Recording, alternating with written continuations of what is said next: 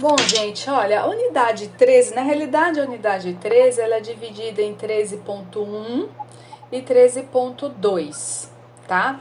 Esse começo aqui da unidade 13 é aquele começo da geometria analítica referente a vetores no espaço. Então, essa unidade aqui é coordenadas e vetores no espaço. Ok? Então, é um começo mesmo, muita coisa a gente já sabe. Por exemplo, ó, no espaço, a gente sabe que um ponto ele é representado por 3 coordenadas, né? Então, agora, em vez de ter um XY, tem um XYZ, né? Então, os objetos, em geral, podem ser dados por equações que vão envolver 3 variáveis agora, x, y e z. Tranquilo, né? Não tem nenhuma novidade aí, certo? Certo. Bom, e Certo. aí tem esse exemplo, né? No espaço, o que qual é a representação, né? O que é a representação geométrica desse sistema aqui, ó, x igual a 1 e x mais 2y igual a 5, né? E aí você tem que tomar o cuidado de perceber que uma coisa é você pensar no que isso representa no plano XY, porque note que só apareceu XY, né? Uhum. Então, no plano XY, você pode pensar o que é x igual a 1. Seria o que no plano XY? Uma reta, né? Concordam? Né? Sim. E x mais 2y igual a 5 no plano XY representa o que? Uma reta também. Certo, gente? Né? Certinho. Inclusive, se eu fosse tentar desenhar... O Alfredo tá com a gente ainda? Tá. Tô é porque eu tinha ligado o microfone, mas Tá tô bom. aqui. Beleza. Né? Então, se eu Liga o microfone. tivesse no plano XY, né? X igual a 1 seria alguma coisa assim, né? Isso. Claro que faz de conta que é uma reta bonita isso, né? X e Y. E x mais 2y igual a 5 também é uma reta. E para você encontrar quem é essa reta, gente, atenção, isso no plano x e y, né? Para encontrar quem é essa reta, basta que você encontre por onde ela passa, digamos, 2 pontos já definem ela, né? Então, por exemplo, Uhum. alguém pode me dar um exemplo de um ponto por onde essa reta passa aqui? 0 e 1. 0 e 1. 0 e 1. É, porque o Não, x0 ou x1. Hum, Você já ó, tem. nessa reta aqui, se x igual a não, zero, um e dois. Um e dois. 1 e 2, se o x for igual É, Isso. a 1, você faz a conta, encontra um y igual a 2. O Y é dois. Concordo. tá certo. Concordo. Então, digamos que o 2 seja por aqui, mais ou menos. Então, esse ponto aqui pertence a essa reta nova aí. Outro ponto. 2,5 lá em cima do Hã? 2. 2,5 X igual acima do 2 em ali. cima do 2. Y igual a X quando é 0, o Y é 2,5. X quando é zero, y é 2,5. 2,5. Ok, então aqui x igual a zero, y igual a 2,5, alguma coisa por aqui, né? E aí você pega e, E e passa passa aqui. Essa a daqui reta. continuava para cima, né? Bom, mas não é essa a pergunta, né? A gente está brincando aqui no plano XY, a pergunta é o que é isso no XY, no espaço, né? E o que alguém pode me responder o que significa, o que representa esse sistema no espaço? Ele vai. Porque o Z vai. Se eu pegar um ponto O Z não ali, aparece, né? o Z vai ser 0. Né? Ah, é? Quando ele não aparece, ele é zero? Não, não posso afirmar isso, não. Não. Acho que é Ah, zero, sim. é? Porque ele está no plano. Ele está no plano XY. Não, o Z vai ter um parâmetro, né, professor? Tá, mais ou menos isso, né? Se eu olhar aqui de cima, eu vou ver essa figura. Gente, quando não aparece, significa que ele é arbitrário, ou seja, ele é qualquer coisa. Então, por exemplo, x igual a Vai 1, ser arbitrário um x parâmetro. igual a 1 agora representa não só essa reta, mas é um plano paralelo ao plano YZ. Então, seria um plano aqui assim, né, ó. Digamos, né? Analogamente, não é mais uma reta, é um plano. Esse daqui é um plano. Claro que aqui tá dentro, digamos, né? Se bem que aqui tá fora. Aqui tá fora. Esse pedacinho aqui que tá dentro. E continua, né? A interseção desses dois planos é uma reta. Né? O desenho ficou horrível, né? O desenho lá do professor é bem melhor do que o meu. Eu vou até apagar isso aqui. Agora, o que fica de lição aqui para vocês é o seguinte: não apareceu não significa que é zero, não. Significa que é arbitrário, tá? Tá bom? Tá. Por exemplo, Foi isso que eu imaginei depois, um Z igual a um parâmetro aí qualquer. Uma pertencente aos inteiros. deixa eu mostrar mais um exemplo para vocês. Ó, essa curva aqui, ó. Parece que o nome dela é até Folium de Descartes. Né? Bonita, olha só que coisa bonita. Né? Vamos, a gente tem essa equação aqui em cima, né? X ao cubo mais y ao cubo igual a 3xy. E vamos, a princípio, aceitar, né, que a representação no plano xy dessa equação, né, a figura que representa esse objeto é essa curva que está aí. No espaço tem que ter altura, então é como se você subisse as paredes, né? E aí que vem para cá, ó. Deixa eu voltar, ó. Deu pra perceber que foi subir as paredes, ó? Né? Porque o Z é arbitrário, então você não é só subir as paredes, é descer o alicerce também, né? O Z pode ser tanto positivo quanto negativo. Isso. E aí, fazendo uma rotação nessa figura, de maneira que o eixo X fique na posição que é o convencional, a gente encontra essa imagem do mesmo objeto. Isso no espaço, tá? Então, essa brincadeira toda é só para a gente lembrar, né, e tomar o cuidado de olhar uma determinada equação, um sistema e ser cauteloso em dizer o que ele representa, porque se eu estou no plano é uma coisa, se eu estou, inclusive, num eixo, né, por exemplo, x igual a 1, deixa eu aproveitar e fazer esse exemplo, né, x igual a 1, se eu perguntar assim para vocês, x igual a 1 que representa, se vai depender também, né? Se eu tiver simplesmente em cima de um eixo, isso daqui seria um ponto. Concordam comigo? Né? Sim. Se eu estou no plano XY, né? X igual a 1 é uma reta paralela ao... Opa, tinha que ter passado por aqui, né? Ao eixo Y. E se eu estou num sistema tridimensional, no espaço, como a gente já viu, x igual a 1 é um plano. Ok? Então, muita atenção, muito cuidado aí com esse tipo de análise, tá? Bom, as primeiras expressões, primeiras fórmulas, né? Vamos relembrar algumas coisas. Na realidade, muita coisa a gente já sabe, a gente simplesmente vai ou adequar, né, e investigar como é que funciona isso no espaço, fazer algum tipo de comentário adicional. Aqui, por exemplo, se eu tenho 2 pontos, note que esses 2 pontos agora tem que ter 3 coordenadas. As primeiras as coordenadas do ponto P eu estou chamando de x0, y0 e z0. E do ponto Q de x1, y1 e z1. A distância entre eles, olha só a expressão que eu tenho. A expressão que eu tenho é exatamente a expressão análoga que eu já tinha no plano, né? Então, é a raiz da soma do quadrado das diferenças das suas coordenadas, né? A esfera de centro P e raio R, ela vai ser dada, a equação dela é exatamente x menos x0 ao quadrado, mais y menos y0 ao quadrado, mais z menos z0 ao quadrado, igual ao raio ao quadrado, que é também uma extensão da equação de uma circunferência no plano, né? A gente acrescenta mais um termo, digamos. E o ponto médio também é análogo, só que agora ao invés de ter duas coordenadas, eu tenho três. Então aí qual é a expressão para as coordenadas de um ponto médio?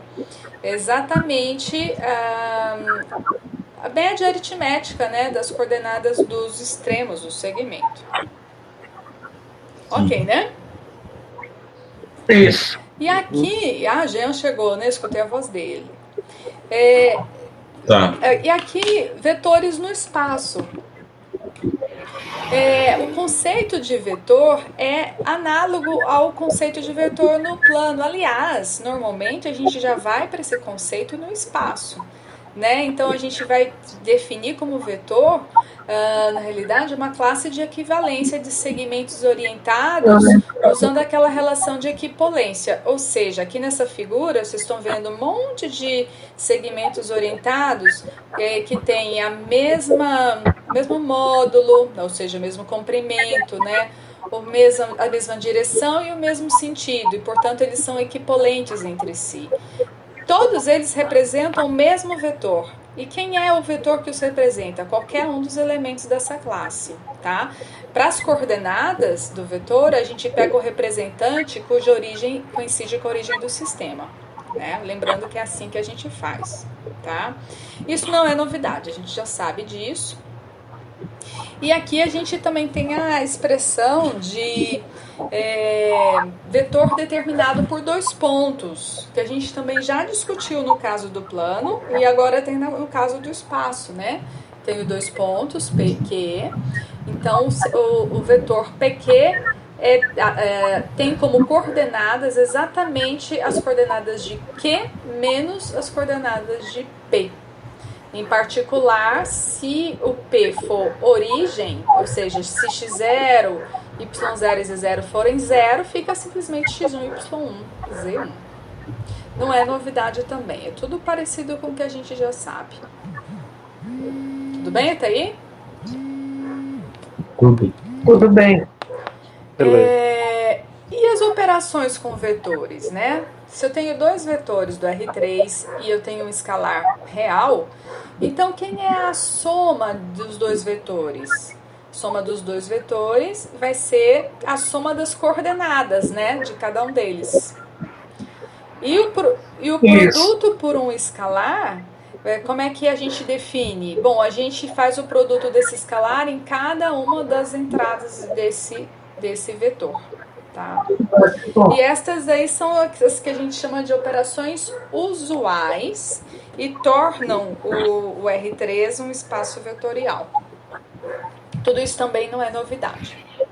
A 13.2, ela também vai ser sobre esse começo, né, da geometria analítica no espaço, e mais especificamente a gente vai falar de colinearidade e coplanaridade, ou seja, colinearidade, todo mundo sabe o que é, e coplanaridade agora vai ser uma novidade, porque antes estava tudo no único plano, né? Agora pode ser que sim, pode ser que não, né?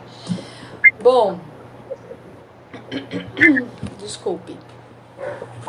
Primeiro a gente tem aqui a definição de combinação linear. Então, a combinação linear de V1, V2 até um Vn é uma expressão desse tipo aí. É um lambda 1, V1, mais um lambda 2, V2, etc., até um lambda n, Vn. Ou seja, é a soma de cada um desses vetores previamente multiplicados por um escalar.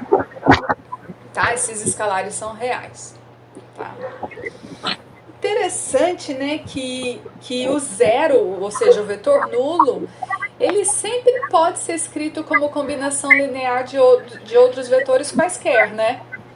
Porque é só você colocar zero como escalar de todo mundo, né? O número zero mesmo aqui, nesse caso, ó. O número zero, né? E é claro que 0 vezes V1 é o vetor nulo, aí vai ficar o vetor nulo mais o vetor nulo e assim por diante, que é o próprio vetor nulo, né? Bom, e a definição aqui que a gente vai considerar, ó, considere os vetores V1 até Vn, e a gente vai dizer que eles são LD, ou seja, linearmente dependentes, quando algum deles é combinação linear dos outros. Caso contrário, a gente vai dizer que eles são LI, linearmente independentes. Essa é uma das maneiras de você definir conjuntos LI e LD. Tem uma outra maneira bastante usual que a gente faz, daqui a pouco eu posso comentar, mas é o que ele vai ganhar como consequência, como resultado. Gente, tanto faz. Imagine duas sentenças, né? Você pega a sentença A como definição e mostra que naquelas circunstâncias B tem que valer. Mas você também pode pegar B como definição e mostrar que A tem que valer. Mais ou menos isso que a gente está fazendo aqui. Normalmente a definição de conjunto LD, aliás, o conjunto LI, normalmente a gente define até antes, é assim, né? Você pega uma combinação linear dos vetores, igual a zero, e mostra que a única solução para aqueles escalares é necessariamente a solução trivial. Se isso acontecer, você define assim, né? Você diz assim, se só tiver a solução trivial, então os vetores são LI. Se existir outra solução, eles são LD. E aí você mostra, se você definir desse jeito, você mostra essa propriedade aqui, né? De quando o conjunto é LD, um é sempre combinação linear de outros. Quando eles são LI, isso não é possível. Eu falei muito, eu não sei se ficou claro. Uhum. Não, tranquilo. Tá bom. Ficou claro agora. Bom, aqui tem um comentário sobre colinearidade. Digamos que você tenha dois vetores, V1 e V2. Eles são LD quando um é múltiplo do outro. Quando você só tem dois, é simples assim, né? Se um é múltiplo do outro, eles são chamados LD. Aí aqui está escrito assim, algebricamente é quase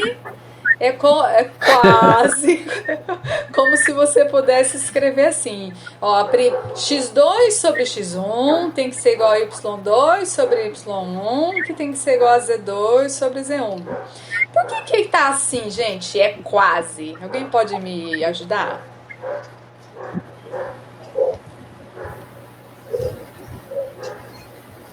Por que tem esse cuidado de colocar, gente, ó, em vez de escrever assim, gente, algebricamente é isso aqui que tem que acontecer. Ele colocou um quase aí, né, só pra gente ter cuidado. Por quê?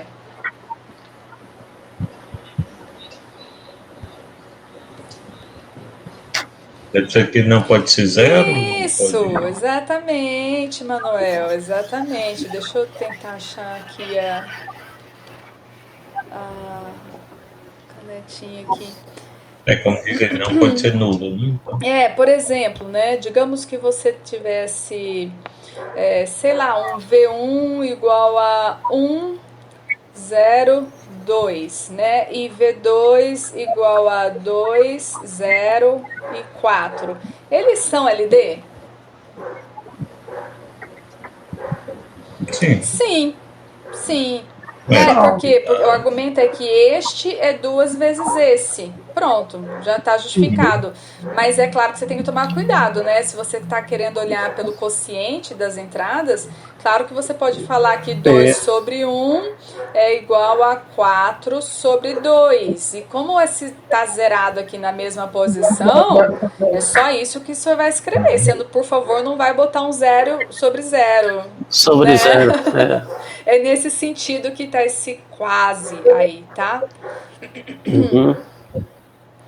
Bom, nesse sentido. Prosseguindo, então, existe uma outra maneira de ver que eles são LD. Ó, os vetores V1 e V2 são LD se e somente se, quando tem esse dois S's, aí não é um erro de digitação, não. É um se e somente se, né? Os determinantes 2 por 2 constituídos pelas coordenadas dos vetores, que são aquelas, como se você pegasse a matriz 3x3, uma matriz 3x3 não, né, mas colocasse essas coordenadas e pegasse as possíveis combinações de coluna, né? Então aqui, por exemplo, x1, x2 na primeira coluna, y, y2 na segunda. Aqui está y com z e aqui está x com z. Se eles são LD, então esses determinantes têm que ser 0, tá? Que são os menores, né? São os determinantes 2 por 2, que eu estava pensando nessa matriz aqui, ela estava bem aqui embaixo. Exatamente, você pega essa daqui e vai pegando as colunas 2 a 2. Para ser LD, os determinantes têm que se anular.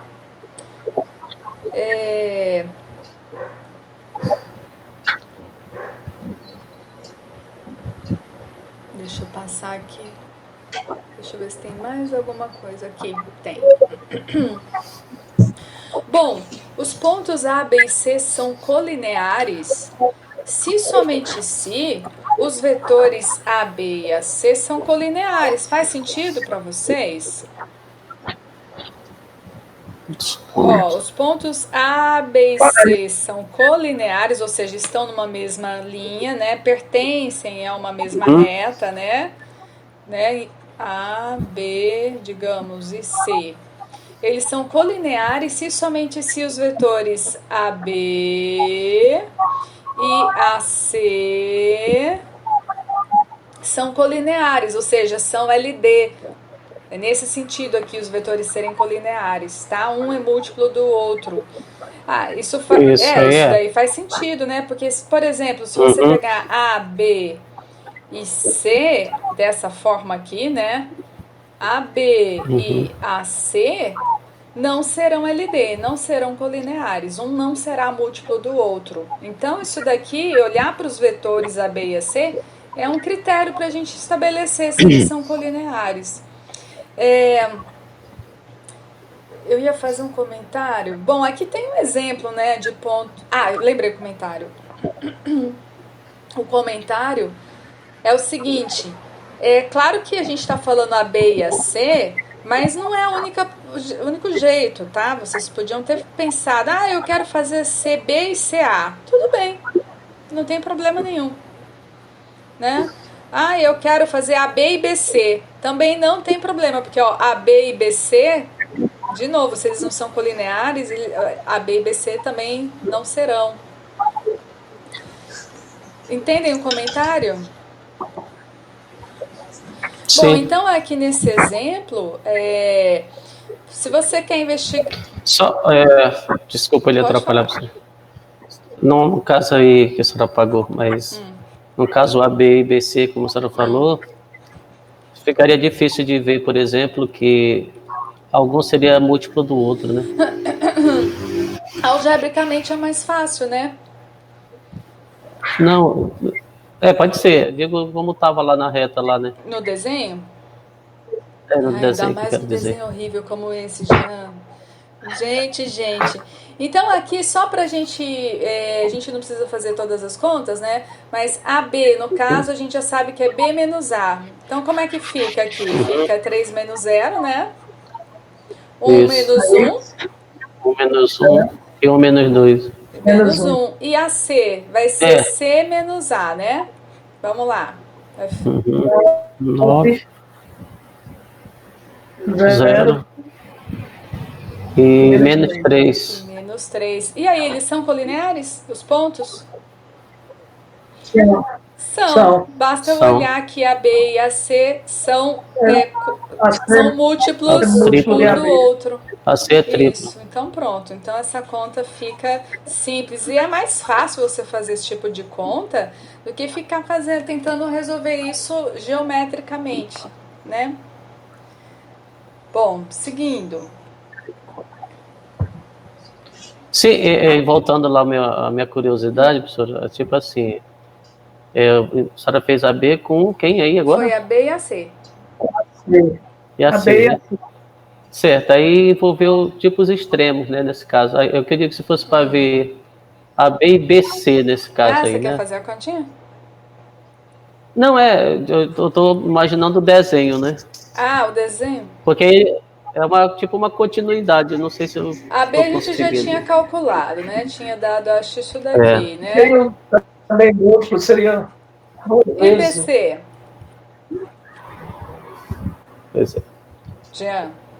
Então 6 Menos C. Opa, esse menos não? esse. 0, Ah, tá. Então 0 e sim. menos 2. É múltiplo do Zero. 0 e menos 2. Menos 2. É claro que o fator muda, né? Não vai ser mais 3 porque é outro vetor. Mas continua sendo o múltiplo daquele. Múltiplo. Certo? Exatamente. Uhum.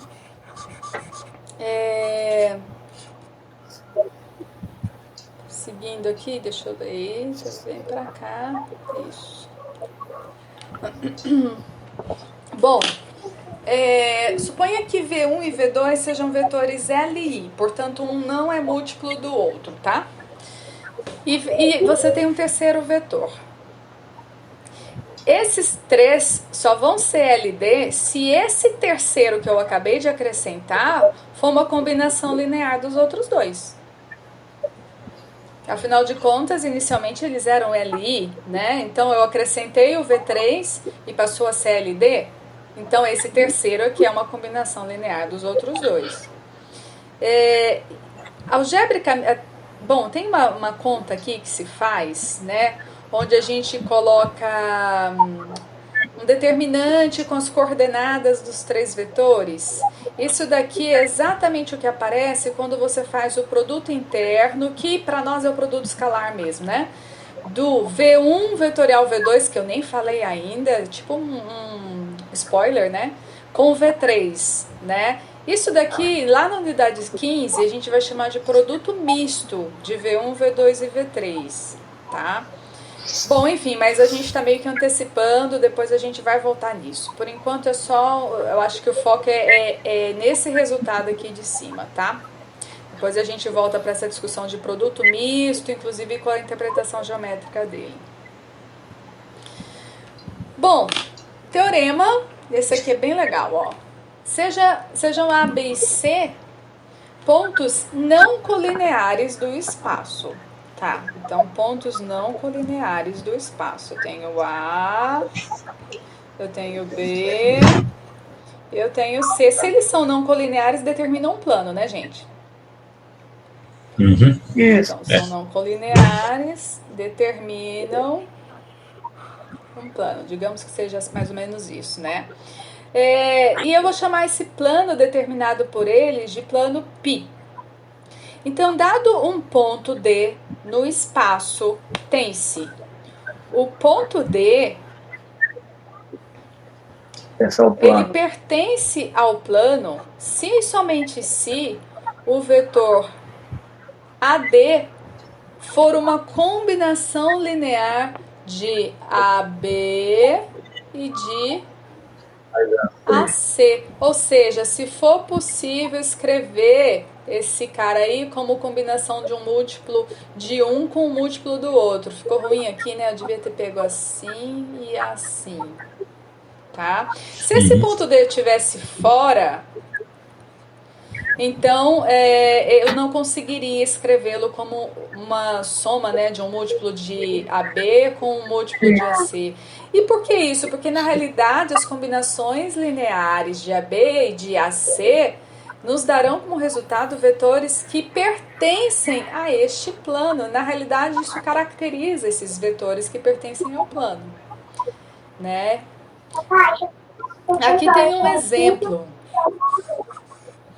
Aqui tem um exemplo de 3 pontos, né, onde a ideia é você fazer essa discussão, né, determinar o ponto D. Na realidade, o ponto D não foi dado, porque está faltando uma coordenada, né? Mas a brincadeira é encontrar essa coordenada aqui do ponto D, de maneira que ele pertença ao plano determinado por AB e por AC. A gente não precisa fazer essa conta agora, aliás, no vídeo está até feito. Mas qual é a ideia, né? É você, a princípio, usando essa discussão aí de cima, é você pensar que no AB e no AC, né, que determinam esses 3 pontos, já estão determinando o plano, e tentar escrever, no caso, esse AD como sendo uma combinação linear de AB e de AC. Isso. Então vai ficar AD, vai ser um lambda 1 vezes AB, mais um lambda 2 vezes AC, e você vai cair num sistema, tá? Onde de duas sentenças, duas equações, você já consegue extrair os valores dos lambdas, e aí você joga na terceira e encontra o valor do A. Não é nada difícil não, é só uma aplicação imediata do resultado aí de cima, tá bom? Aí depois vocês façam essa conta aí. Teorema. Os pontos A, B, C e D são coplanares se somente se AB, AC e AD são LD. Claro, a gente acabou de ver que eles vão ser coplanares. Se eu puder escrever o AD como sendo uma combinação linear de AB e AC, né? Não foi isso que a gente viu? Então, quando um terceiro vetor ele é combinação linear de outros dois, esses três eles são coplanares. A gente já sabe disso, né? Então, também não temos grandes novidades. É claro, gente, que eu sei que são muitos resultados, a gente não está demonstrando cada um deles, porque a ideia é fazer tipo um passeio em relação aos resultados que a gente dispõe, tá? Então, a gente está apelando mais para a intuição e para aquilo que vocês já sabem, do que propriamente com formalismo, né? Se bem que tudo isso está feito no livro de vocês. E aí o teorema, que é aquele comentário que eu tinha feito no início, né, que normalmente é a maneira que a gente toma como definição, mas aqui está como um resultado. Então, se eu tenho 3 vetores do R3, são equivalentes às seguintes sentenças. Primeira, os vetores V1, V2 e V3 são LI. Segunda, todo vetor do espaço se escreve de maneira única como combinação linear de V1, V2 e V3. Terceira, se eu pegar uma combinação linear desses 3 vetores e igualar ao vetor nulo, a única solução para essa sentença é se necessariamente cada um dos escalares for 0. Então é aquele comentário que eu já tinha feito. Normalmente a gente define dessa forma, né? Eles são LI quando você pegar uma sentença assim e chegar à conclusão de que a única solução são os escalares iguais a 0. Como eu defini daquele outro jeito, agora isso daí virou uma consequência. De qualquer forma, existe... vocês podem usar qualquer uma das duas coisas para o caso de ser LI. Lembram o que são sentenças equivalentes, né? Quando uma acontece, ela implica na outra.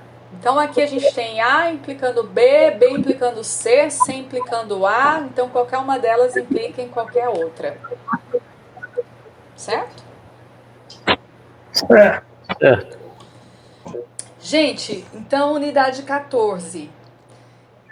E a 15 eu vou deixar para a próxima aula. A gente vai fechar com a unidade 14, mesmo porque eu quero conversar com vocês ainda, tá? Unidade 14 fala de produto interno e produto vetorial. Vetorial. Bom, o produto interno, que a gente está usando essa notação aí, que a gente já tinha visto na realidade, né? Opa, volta. Então, me adaptar com esse novo mouse. Esse negocinho aí que eu não sei o nome em português. Em inglês é Langley e Langley. Lá no LaTeX, pelo menos, é assim. Me refiro a isso aqui, ó. Esse sinalzinho aqui, né? Ao invés da gente ter esse símbolo, quando o produto escalar... quando o produto interno é o produto escalar, que é o produto interno usual, que é esse daqui, ó, essa regrinha aqui, às vezes a gente simplesmente coloca assim, V1 e um pontinho, né? Escalar V2. Essa notação aqui a gente usa normalmente para esse produto interno. E essa notação aqui é um pouco mais geral, é para qualquer produto interno.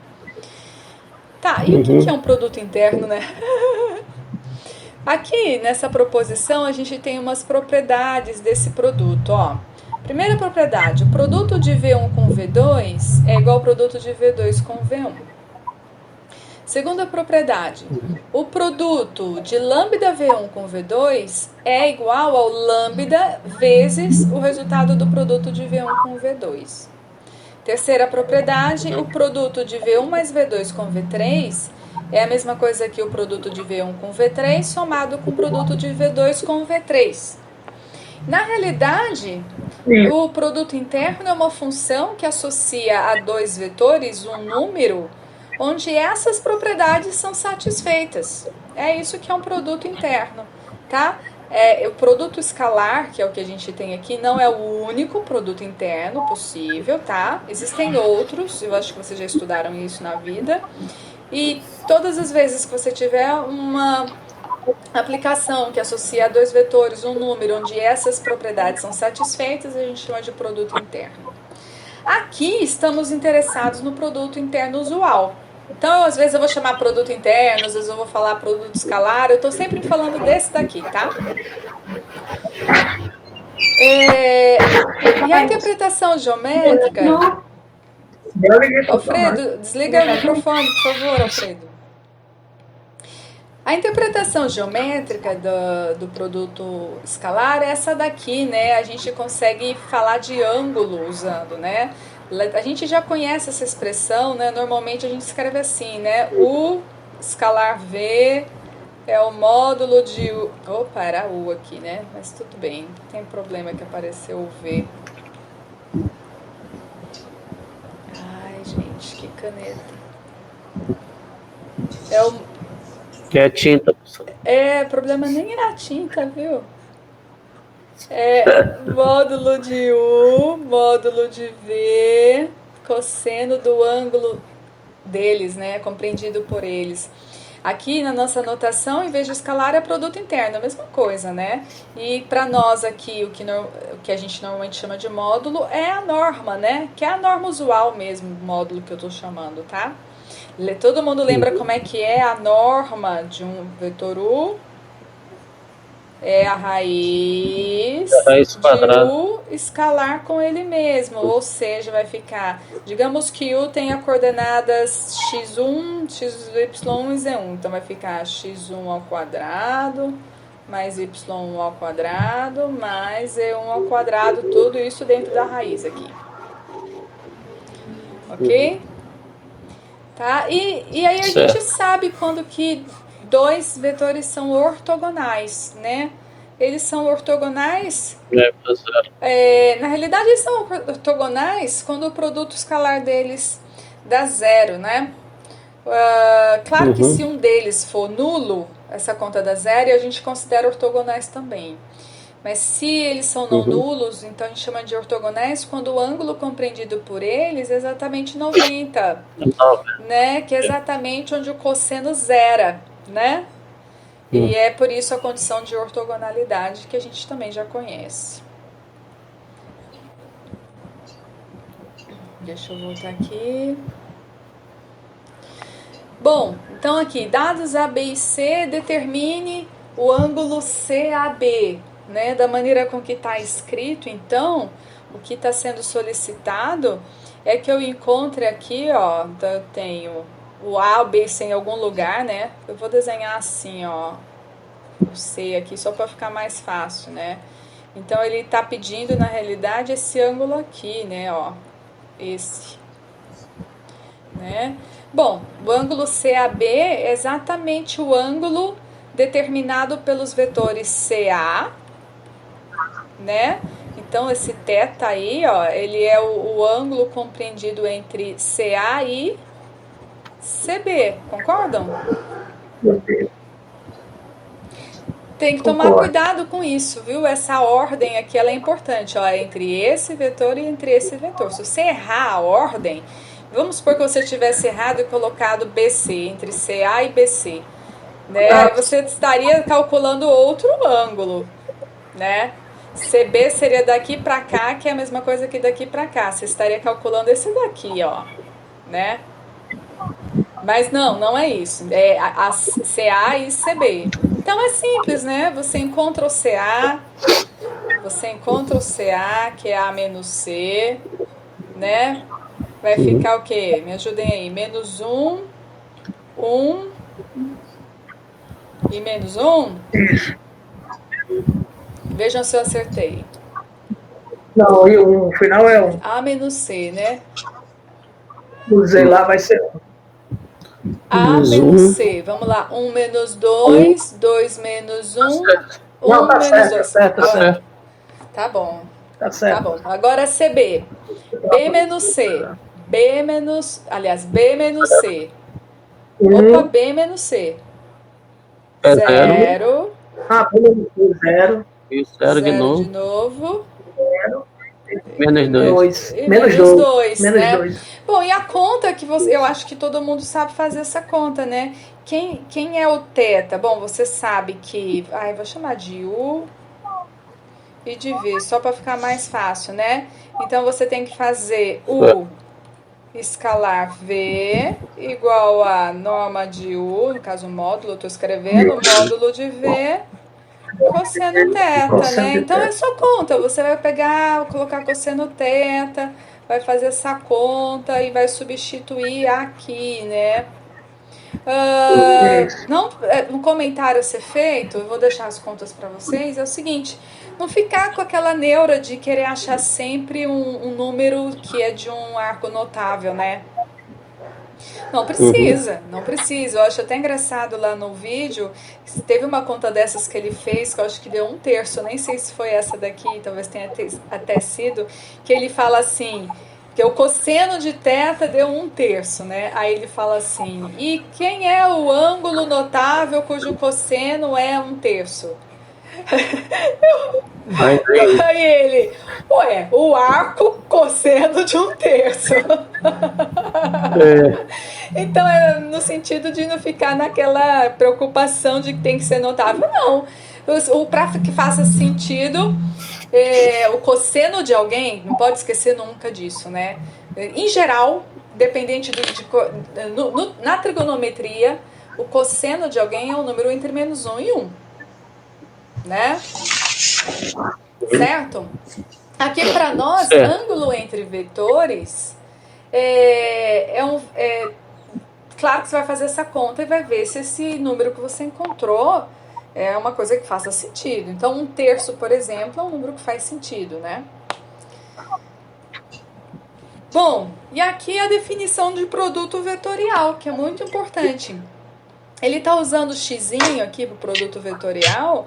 Muitas vezes a gente usa o chapeuzinho, que é a mesma coisa, tá? Bom, o produto vetorial de V1 e V2, onde V1 tem essas coordenadas e o V2 tem essas coordenadas aqui de baixo, ele é dado da seguinte forma. Note que o resultado, por definição, eu estou definindo aqui, tá? É um vetor, diferente do produto escalar, hein? No produto escalar, o resultado do produto escalar de dois vetores é um número. Agora não. No produto vetorial, o resultado do produto de dois vetores é um vetor. Tá? E como é que a gente... por definição, quem é que vai aparecer? Bom, na posição 1, né? Por primeira posição, você vai fazer exatamente a seguinte, quando você vai omitir essa primeira coluna e vai colocar o determinante dessa matriz aqui, ó. Fica esse vezes esse menos esse vezes esse, né? Na segunda coluna é parecido, só que tem um sinal que troca aí, tem um menos, agora você omite a segunda coluna e faz esse vezes esse menos esse vezes esse, que é o determinante da matriz tirando a segunda coluna. Terceira posição, você omite a terceira coluna e coloca esse determinante aqui, lá na posição da terceira. Então, o único que você tem que tomar cuidado aí com o sinal é a posição de número 2, né? Tá? E é muito interessante, assim, algumas propriedades que o produto vetorial tem. E até a interpretação geométrica também é bem legal, né? Mas vamos aqui para as proposições, ó. Produto vetorial de V1 e V2 não é comutativo. Muito cuidado com isso, né? V1 vetorial V2 e V2 vetorial V1 não são iguais. Tem um sinalzinho aqui que impede que a comutativa seja verdadeira, tá? Então, V1 vetorial V2 é menos V2 vetorial V1. Daqui a pouco a gente comenta um pouquinho mais sobre isso. O produto vetorial de lambda V1 com V2 é exatamente igual a lambda multiplicando o resultado de V1 vetorial V2. E por fim aqui, V1 mais V2 vetorial V3 é V1 vetorial V3 mais V2 vetorial V3. Então tem que tomar cuidado, é naquela primeira mesmo, né? Que é a única, um pouquinho diferente. É o produto de matrizes também é assim, né, professor? É, mas tem tudo a ver, né? Porque aqui o que está acontecendo? Isso. Você está trocando a linha 3 e a Uhum. linha 2 de posição. Quando você É. faz isso num determinante, você de fato tem o sinal trocado, né? É, Com- a matriz não define a comutatividade, né? Uhum. Só a primeira aí que não parece, porque não define a Tem que tomar muito comutatividade. cuidado com isso, né? É, Bom, mas a segunda e a terceira é a parecida segunda mesmo. e a terceira são razoáveis com o que a gente esperaria. Bom, proposição. Se eu fizer o produto, deixa eu pegar aqui meu. Se eu fizer o produto escalar, ó, produto escalar, do vetor V1 vetorial V2 com o próprio V1, ou então fizer o produto escalar de V1 vetorial V2 com V2, o resultado disso dá 0. Tá? Tem uma justificativa para isso, né? Vai ser mais fácil justificar isso quando a gente tiver até a definição de produto misto. Isso aqui é o produto misto, como se fosse V1, V2 e V1. V1 aqui é V1, V2 e V2. Produto misto é aquele que você calcula o determinante de uma matriz, onde você coloca as linhas como coordenadas dos vetores. Então, na prática, lá no produto misto, vocês vão notar que é como se aparecesse o determinante de uma matriz que tem duas linhas iguais. Então, é claro que tem que zerar. Tá? Propriedade de matriz, de novo. E aqui tem uma interpretação geométrica bem interessante. Aliás, é muito importante que a gente saiba. O produto vetorial de V1 e V2, ele é um vetor e eu tenho como calcular o tamanho dele. Tá aqui, ó, a expressão. Vai ser o módulo de V1 vezes o módulo de V2, aqui está escrito como norma, né? Vezes o seno θ. E o que isso representa na realidade? Né? Você tem um determinado V1, você tem um determinado V2, né? E esses dois vetores determinam um paralelogramo, tá? Um paralelogramo cuja área é exatamente, vamos pensar aqui, ó, base é módulo de V1 vezes a altura. A altura, você pode pensar dessa maneira aqui, ó, né? Que é exatamente essa altura aí é o módulo de V2 vezes o seno do ângulo compreendido por eles. Veja se vocês concordam. Moral da história, V1, V2, eu vou mostrar daqui a pouquinho no próximo slide. Ele é um vetor que vai ser ortogonal simultaneamente aos dois. Ó, então vai valer uma coisa assim, ó, um ângulo de 90 graus em relação aqui ao primeiro e em relação ao segundo. Tá aqui o V1 vetorial V2, tá? E o tamanho dele a gente calcula observando a área desse paralelogramo determinado por V1 e V2. Tá? É por isso que ele está falando da regra da mão direita, né? Quando você faz V1 vetorial V2, você põe a sua mão, a palma da mão, né, na direção de V1 e varre na direção de V2. Aí o dedão aponta para cima, né? Se você tivesse feito V2 vetorial V1, você teria que colocar a palma da mão para cá, varrendo para cá, então daria para o outro lado, mesmo tamanho, só que para o outro sentido. Esse de baixo aqui seria V2 vetorial V1. Deixa eu mostrar o próximo slide, que eu acho que ele vai ser bem melhor do que essa minha figura aqui, né?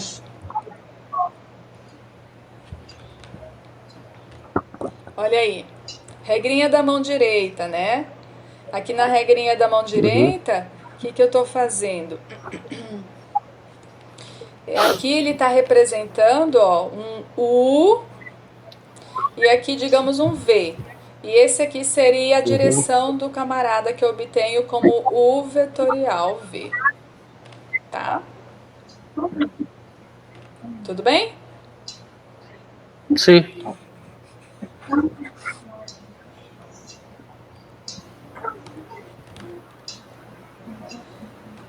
Bom, só relembrando, né? Essa aqui é a expressão para o produto vetorial de V1 e de V2, né? E tem uma coisa bem interessante. Se eles forem LD, lembrem-se que se eles forem LD, eles são múltiplos um do outro, né? Então, na prática, quando você for fazer aquela conta, volta lá. Quando você for fazer aquela conta, lembra que acaba aparecendo no cálculo do produto vetorial. Vocês lembram aquela coisa de, eu escondo a primeira coluna, aí você pega um determinantezinho de uma matriz menor ali, né? Aí depois você esconde a segunda coluna, põe o menos e pega o determinante de uma outra matrizinha menor. Então, no fundo, claro que tem que dar zero, né?